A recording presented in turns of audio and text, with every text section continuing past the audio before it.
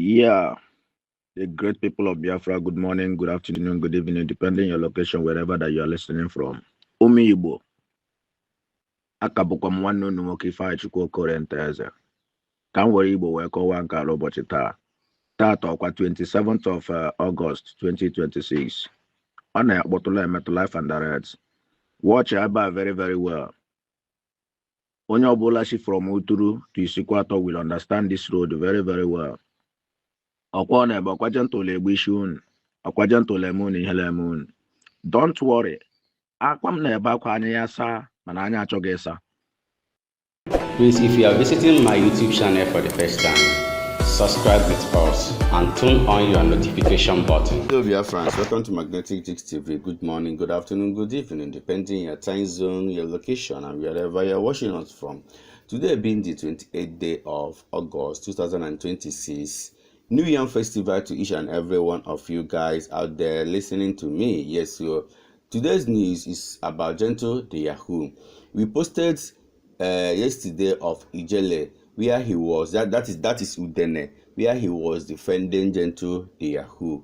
But today, Gentle the Yahoo has replied, telling Igbos not to trust anyone, especially all these political figures in Igbo land, that they should not trust them.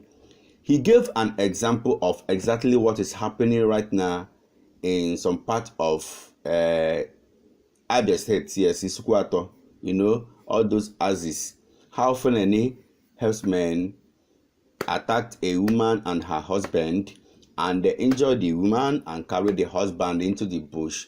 So Gentle the Yahoo made a significant point there, whereby he is saying that it has been a long time he has been warning us, but we failed to listen to him. That political figures are collecting money from the federal government, using their brothers Ebubago to fight them. That Igbos are eventually buying themselves. Now when the real Bogo go come, no person again from Igbo land, no strong man again from Igbo land go there to defend Igbo land. That they are just creating way for Fulani herdsmen, Jahidis, to enter Igbo land and buy us up. It is a voice note, and so many of you might be asking, why is Gentle not doing video again? Guys, I believe you all know the reason. So watch this video of Gentle's voice note to understand exactly what Gentle said in this video. Yeah, the great people of Biafra, good morning, good afternoon, good evening, depending your location, wherever that you are listening from. Umi Igbo, akabụkwa m nwanne unu nwoke Ifeanyịchukwu Okorenteze. Ka m were Igbo wee kọwaa nke ala ụbọchị taa. Taata ọkwa 27th of August 2026. Ọ na-akpọtụla emetụ life and direct. Watch ebe very, very well. Onye ọbụla si from Uturu to Isikwatọ will understand this road very, very well. Ọkwa ọ na-ebe ọkwaje ntụlụ egbu isi unu, ọkwaje ntụlụ eme unu ihe na-eme unu. Don't worry. Akwa m na-ebe akwa anya ya saa mana anya achọghị ịsa. Ka eyuzuga all this na leaders si na ha wụ ndị ndu n'ala Igbo wee gbuo ishiga the hardest men enwere n'ala Igbo mgbe ọla alụgidere onwe anyị lụsigo onwe anyị ha hụ na ereduzuola ha gbobata their invaders, their herders. Mgbe ahụ ka anya ga-emepe onye ukwu mepe onye nta. Achọrọ m ikwu okwu ọda much again, mana ọ na-agba m mwutele obi ifo ebe a na-emegbu ụmụ Igbo like this. Mgbe a na-ekwu okwu si ala Igbo anyị wa ala nọ na mkpagbu, anyị achọghị ịghọta ya. Anyị dị min na-alụsi onwe anyị ọgụ, anyị dị min na-egbu isi onwe anyị, dị min na-eyuzu anyị, eweta ego dịrị mụ na gị abụọ, ego mụ na gị abụọ, ewere ya wee nye gị,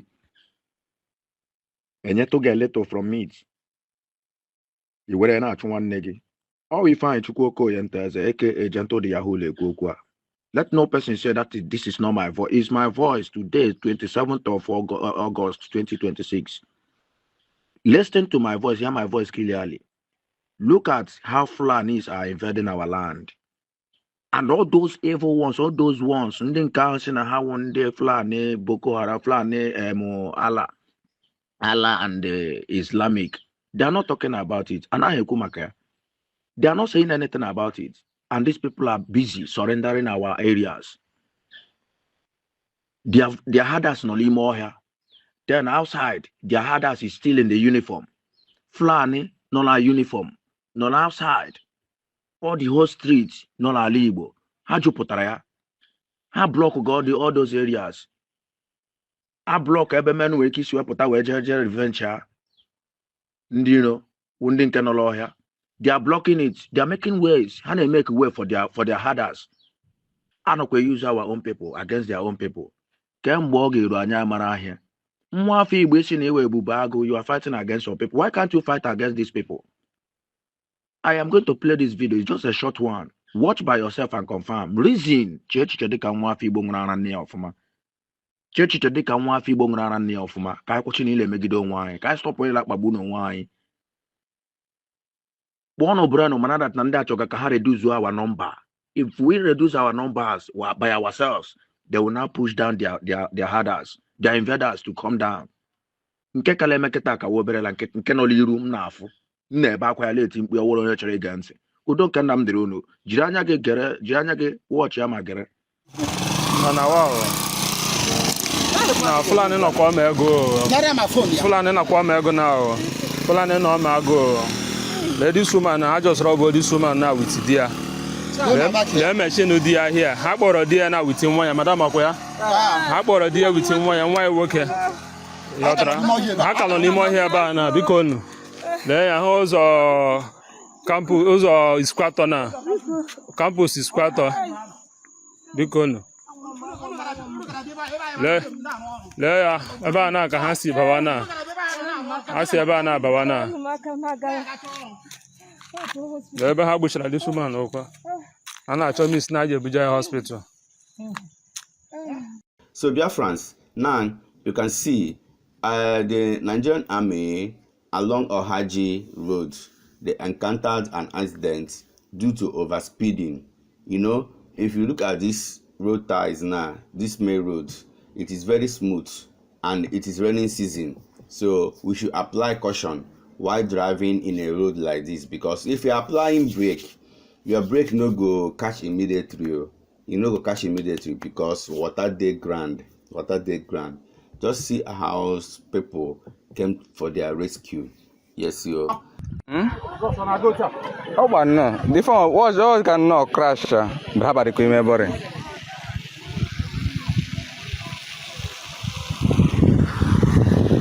Nigeria, me and their speed.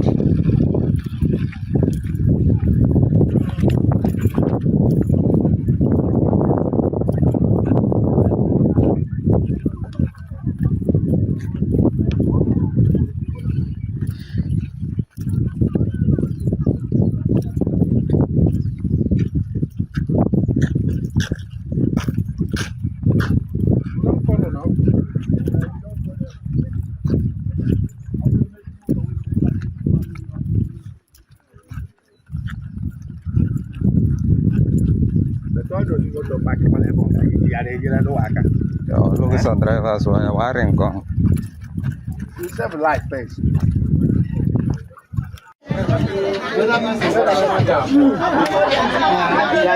Yes, this guy was caught in Ihiala. According to the Ebubago people interviewing him in this video, they say that he is part of the guys that are disturbing them in Ihiala. That this guy is into KP, is into kidnapping. I don't know if this is a stage something or if it is real. We don't just know, but you guys should be the judge if this is real or if it is staged, or if they will use it tomorrow to say that it is Biafran Liberation Army, you know, that kind of a thing. Just watch the video as it goes. This guy, bro, Starboy and Kumakiani, one of the leaders of unknown government, down no Sakwa. Yes. Oh yeah, they are all one of the leaders. Abundana Bogute, Osaka, Bobo, Boosting Mother, Mission Mother. So, all one of the leaders. I'm there today. Over here, I'm going to shamble over here. I'm there today. I'm going to shamble over here. The boat wash. Get the news. Over here, keep chasing. I'm going to be chasing. 001, Obahekwem Mudriani today. Here abo crowd obrani if for the bandit mudre. Yeah, already the crowd obrani. Yes.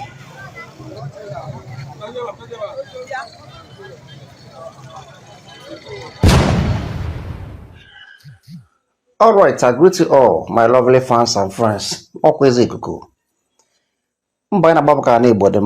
Watch this video very well with your Uche. You can feel fan I here. Case you this guy now. Now born your kija. How about on the mafia as unknown gunmen. Maraketa and gonna unknown gunmen. Ige ifo na ako. No gafa bonye bonye. No na bonye. Fani bukolo ndị mmadụ a na-agbairi ego na account ọ na-arụrụ n'elu na Ebonyi. Could you imagine? If these people just open business by themselves, nke ọbụla fa na-alụ is their own personal business ha lụrụ onwe fa ha ji eli ndị mmadụ ọjọbọ. Some people amara ife a na-alụ asị ijebi na-eje ịma mma n'ọrụ ka a na-arụ. Gọọmenti wazie now ata aganya ndị ESN ata aganya Nnamdi Kanu mana ifu na men n'ọlụ separate ọrụ na-apịrị nwa deal confirm deal onye iko ejulu ọgụ ofu onye afa onye iko ege ejuro ọbụla odogwu n'ime ọfịa ana-ekonekọ ndị mmadụ na-recruit men n'ike ịbata ụlọ afọ gị ijide ego nwanne gị esu ego emi anataghị the money o were shia nke etinye n'akpa ọkwa ife a na-alagbata eke n'ezie ka onye Ebonyi si bụrụzie onye isi na Anambra steeti a na-adọwiri ego na akaụntụ ọ na-arụrụ ụlọ elu. My people, onye ọbụla anya saa na nsogbu anyị na-enweta abụ gịnị gọọmenti anyị anaghị agba mbọ n'ala Igbo ha hapụrụ ife na-achụ anyị na-achụ ife ọzọ o wee bụrụ nsogbu. Anyị wetuo anya na nya bụ ife na-ata akpa rice nọ na akpa rice ọ nọrọ far from it. Get the video. Kende buying soon Aurora. Sit down na for him.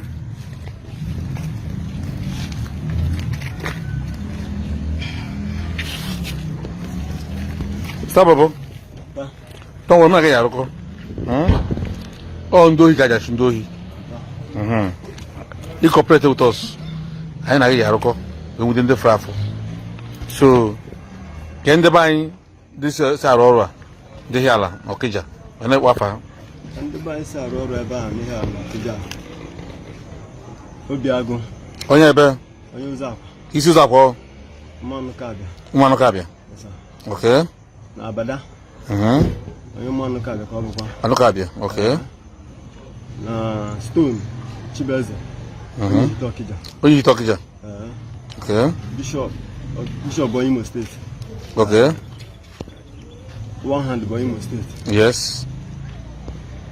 Evo flower. One Newi. Afan Yabo Sokoto. Obina Kwezike. Kwezike. Yes, sir. Okay. Afogani. Belala. Silas. Ifakachi. Osala or somewhere. Silas. Ifakachi. Onye Boy State. Okay. I'm going to Matani Madiama. Hold on. I know Narun in Penny now. Can they when Diego? I need the Dana when Diego. I have account KJ Diego. Account. Yes, sir. Oh, one guy I know na POS. Na EC. Ebuka, yes, Ebuka. I'm a POS again. Keke se wote Ebuka na. Obi na Kwezike ya no safa ya gbadara last. Oh, but also says but when Keke se wote ya. Imo State. Yes, I know Imo State. Imo State. Tomorrow. Babanya kama. Okay, back am. Okay. One of them kidnap Shibuzonka. Shibuzonka. Okay. Ebonyi Nigeria guy ozu. Okay. onye akwa ezike ebe anyị ahụ onye nke nne m gosiri oge na-eso nne m onye ka bụ mụ nwanne m kpọrọ ya mụ kpọrọ ya na-eso nne m ya Chibuzo anyị ejidego Chibuzo so ọ nọ with us mana kende kidnap mmadụ ka ya na anapụta the money ka ya anapụta the ransom ihe ọbụla bụ ego bụ akaụntụ dabọ akaụntụ ilala akaụntụ Ebuka ka o ji eme ya mgbe ọ ilala na one hand eyo ma ego bụ cash ka ebute eme transfer ya ka na-ekwu ha nwa maka ha si eme okay ịma gbasara ego ka ga-esi eke ego kwana ka esi eke n'ego gba m eziokwu ebe ka m na-edokọ kedu ka unu ke ndị na-ejesiri unu ozi around the ndị na-enyesi unu information around the Chibuzo Nwoka nwanne nwoke oyi Emeka Nganwuchi na-eje ozi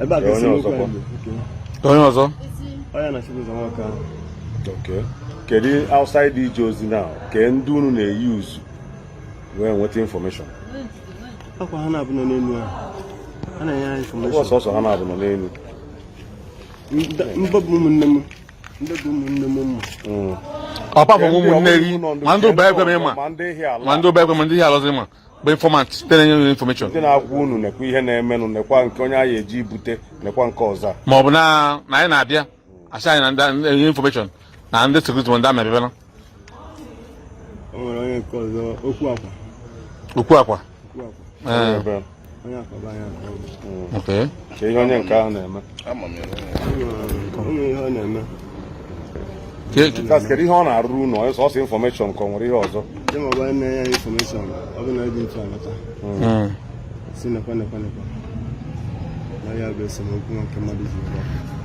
okay I don't know why Ugo 247 is still battling with Ngozi Orabeze. These guys need to join hands together because all we need is peace in Igbo land, in Biafra land. All we need is peace. See, as Ugo 247 is tackling Dr. Ngozi Orabeze.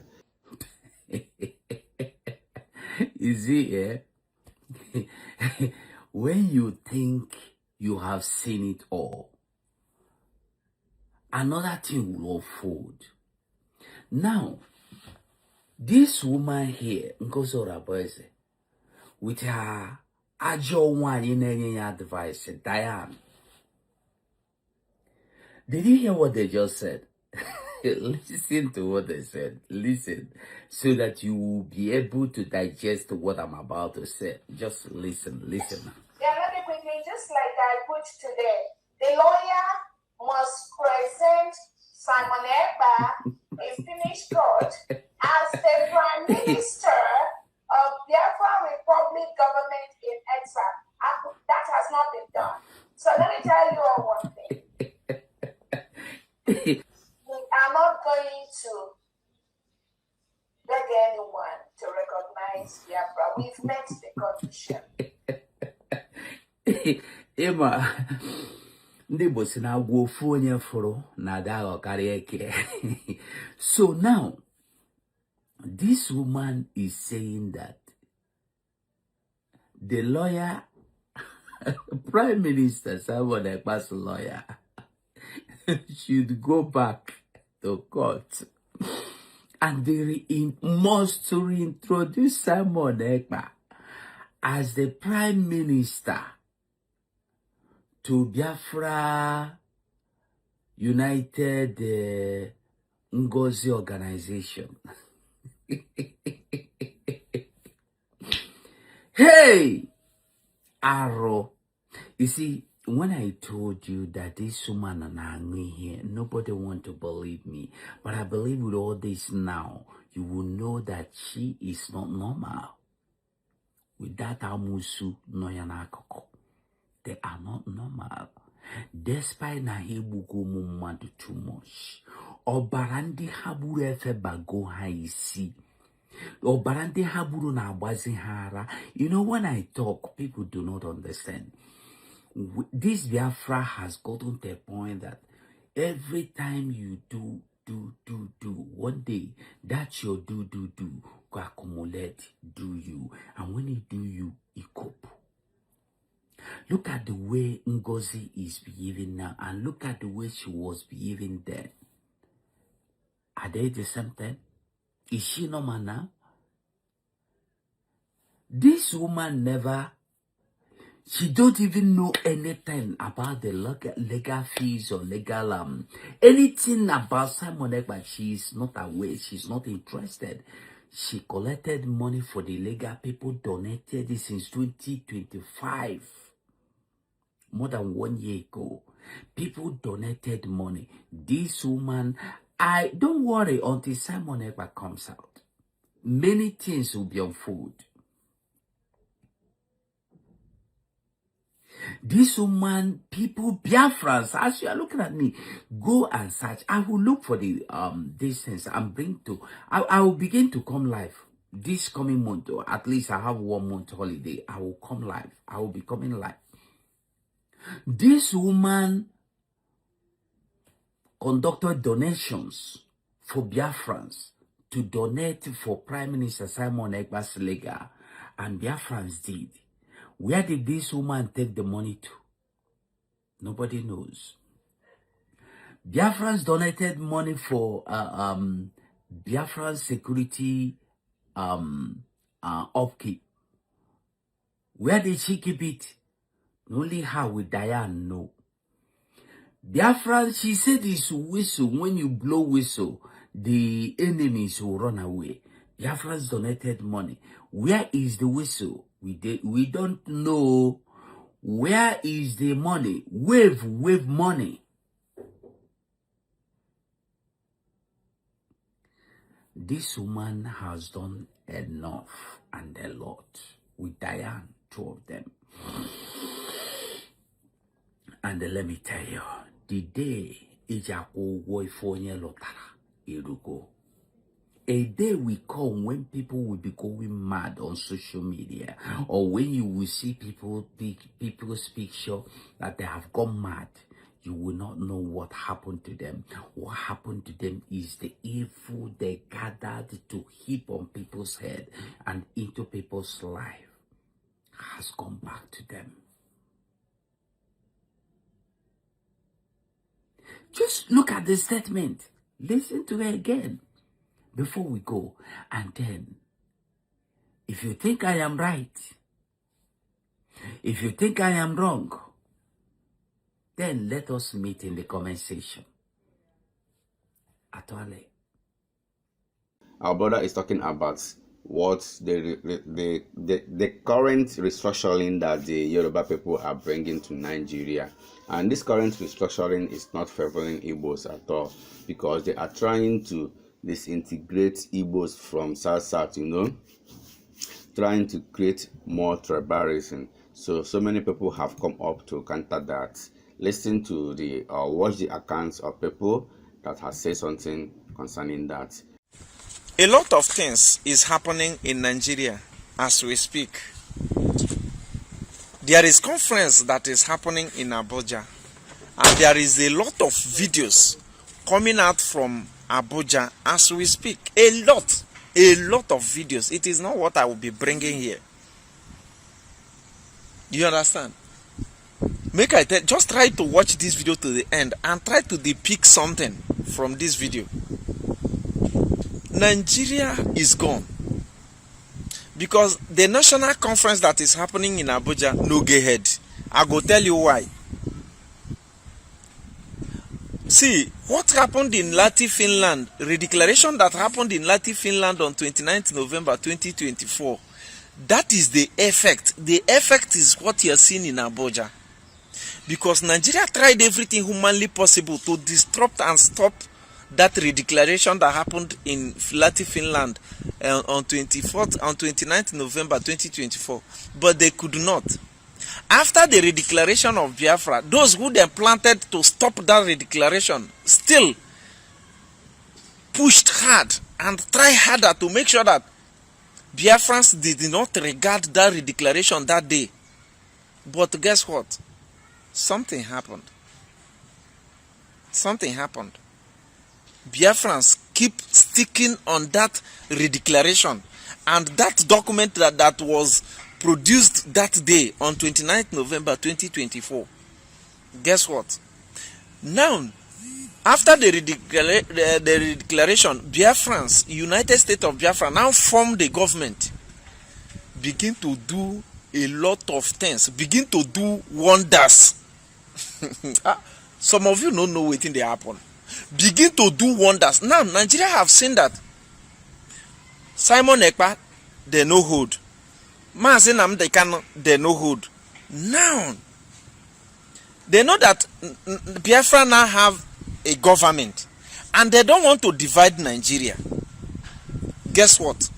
They now go back to regional government. The conference that is going on now in Abuja, they now go back to regional government. Guess what? Don't forget that regional government is what caused 1967 problem.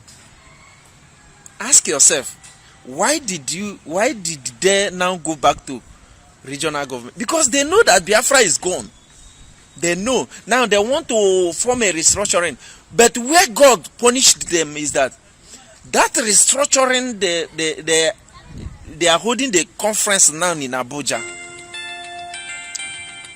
That conference that is happening in Abuja now, where God punished them is that the divide and rule tactics they used on Igbos.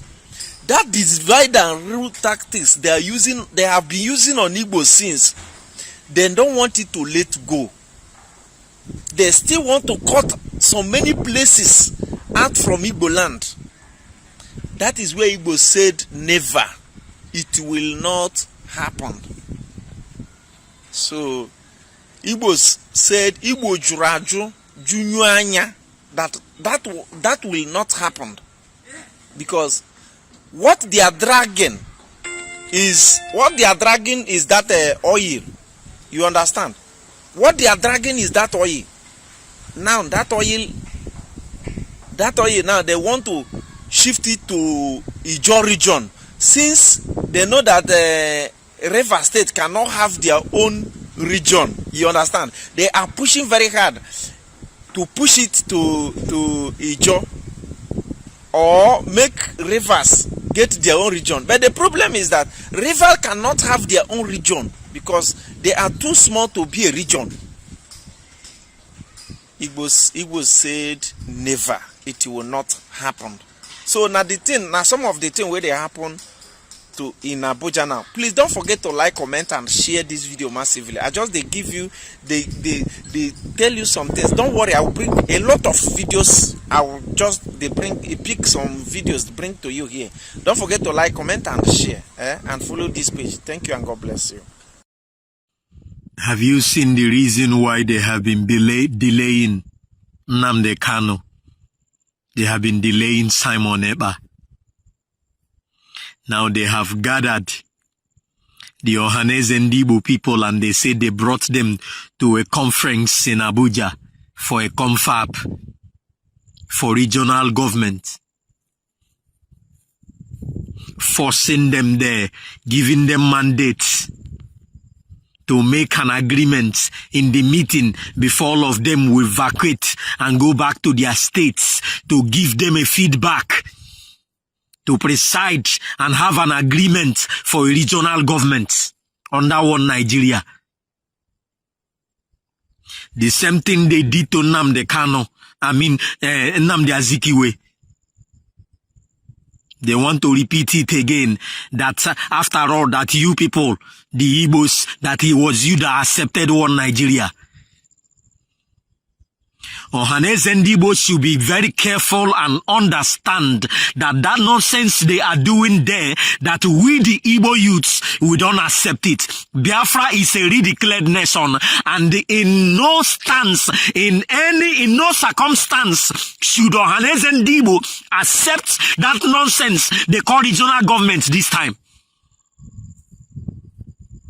The only thing that we will negotiate is what? The exit of the Biafrans. Not to negotiate for a regional what? Regional nonsense. We are not interested anymore. carry that nonsense and go away. We don't need it anymore.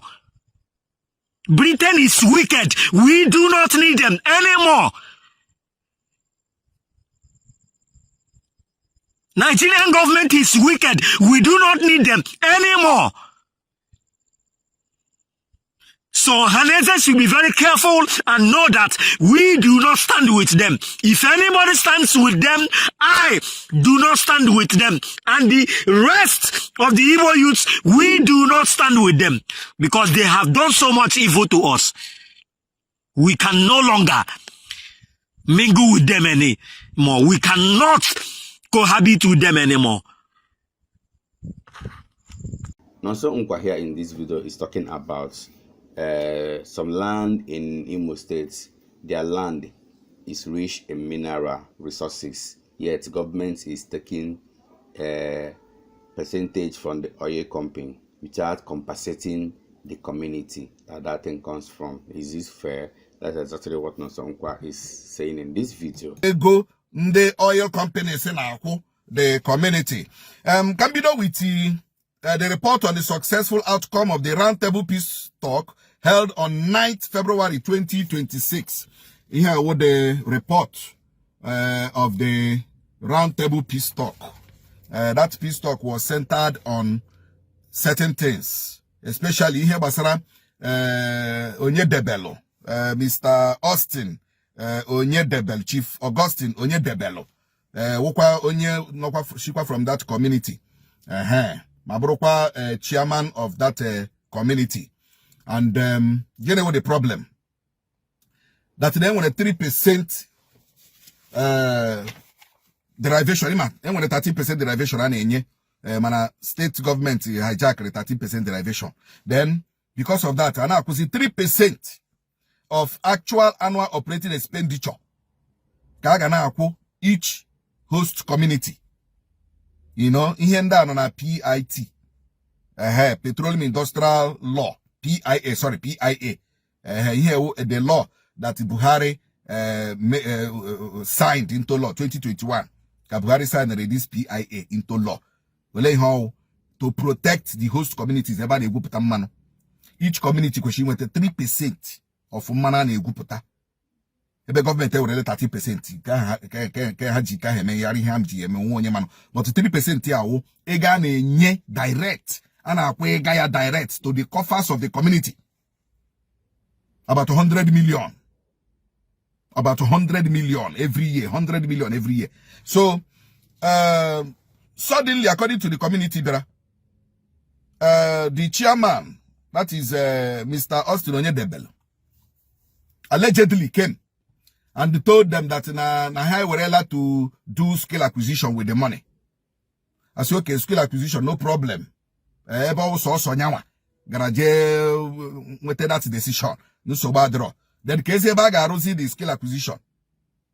The man who Mr. Austin, as soon as I na company and a factory and I want mama there. Never I say I'm bannon.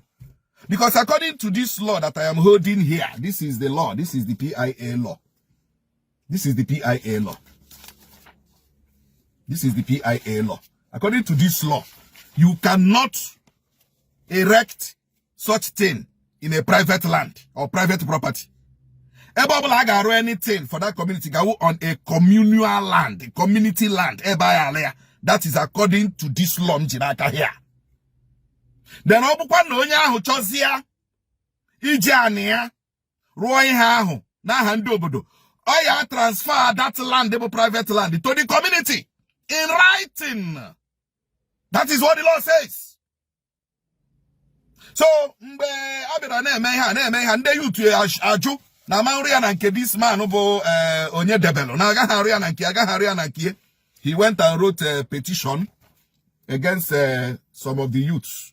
This is the petition he wrote against some of the youths, you know, of that community. Let me read it. To the Commissioner of Police, Imo State Police Command over Imo State. Dear sir, petition against Mr. Chidokoro, Mr. Ato Duru, and others for criminal conspiracy, defamation, threats to life, incitement to violence, conduct likely to cause a breach of peace and other related offenses. We are solicitors to Chief Austin Onyedebele hereinafter referred to as our client, on whose firm instructions we write this petition. So we him get go carry. So because the community draw na haga like that kind of thing, you know, how about the because peradventure na that skill acquisition oil company na with a gear na property ya bo Mr. Austin ya na nkie. Of course onwe he kwuru no wa ebe osoro gi buru ega li bigasi gi onye nwaane isi na ya nwaane, which means onye nwaane nwe ihe alu n'ime obia ka oburu ya obu ya no. That is why the community says no. You got to go? No, they said no. Say na community land, so that everybody can have access. Because here na private land, they give, for instance, now. Only na like here. He has here, but all community project oh, man, na private property. That is human being for you.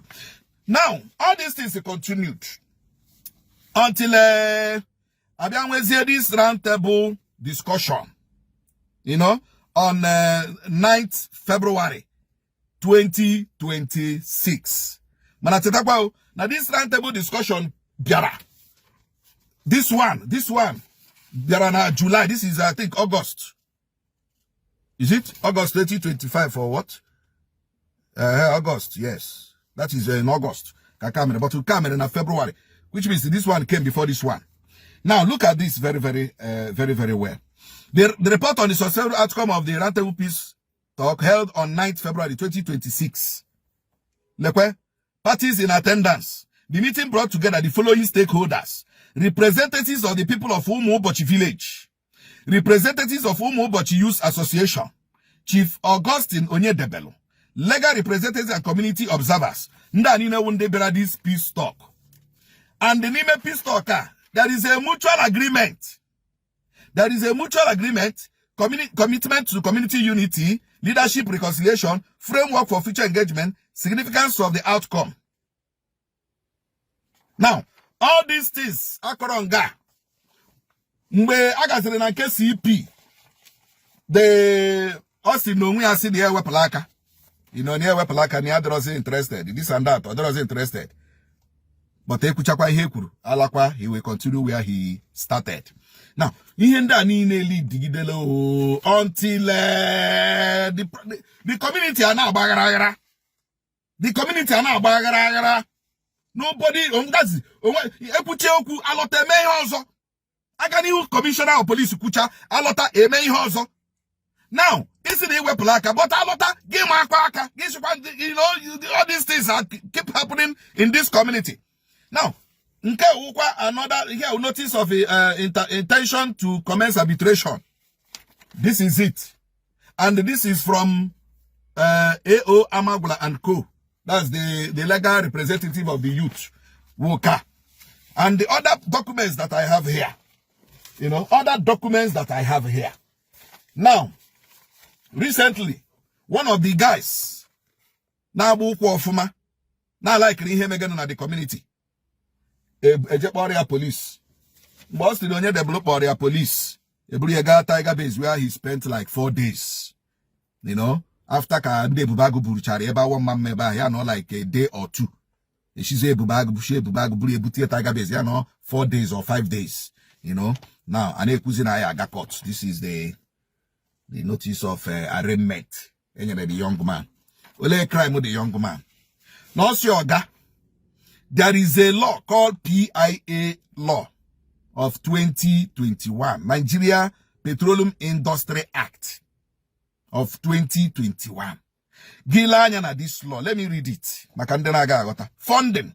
The company is legally required to contribute 3% of its actual annual operating expenditure from the preceding year into the host communities development trust fund.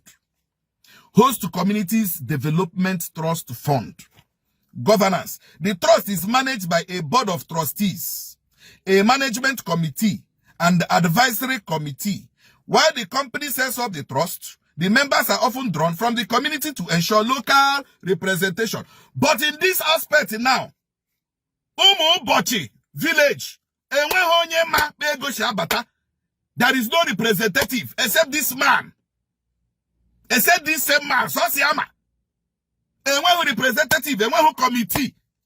In such a situation, each community, like stated in the law, like stated in this law, each community, each kindred must to have a representative in the committee. So that Kamarote go Shiabata, Marote go Shiapo, but no more but village. Ofuonya mega ihenile, one person. One person mega everything at that but village. One person. Ofuonya. Ihabakoraka wanted something that God gave the community. Something that the Chileke Jack here near the community. She had it hang one person is controlling it, doing it anyhow.